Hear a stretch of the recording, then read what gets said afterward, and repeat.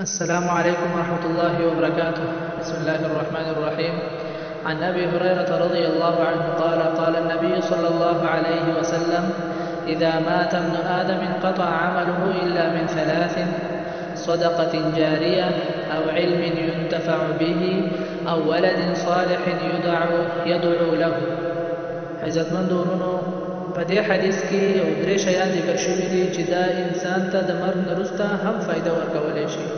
د مرګ نه وروسته انسان ته نور څه نشي فایده ورکولی چې مګر صرف دا درې شیان دي. اول دا چې صدقه جاریه یې کړې وي، جومات یې جوړ کړی وي، د چا لپاره یې قرآن اخیستی وي چې هغه پکې سبق ووایي، او نور هم داسې ډېر کارونه دي، کویه ایستل چې دا هم صدقه جاریه ده. او یا یې داسې علم کړی وي، علم شرعي، چې هغه بل ته یې بیا ښودلی وي، د دې میټر په هغې سره سټارټ شوی وي، د هغه سره په دې ته اجر میلاویږي. او ولد صالح یدعو له، او یا د ده یو بچی وي، د ده د مرګ نه وروسته د ده دعاګانې کوي. دا نیک عمله صالحه بچی دا هم د انسان لپاره یو سبب دی چې د مرګ نه وروسته ده ته فایده رسوي. نو الله دې وکړي چې موږ کې دا ټول طریقې راشي.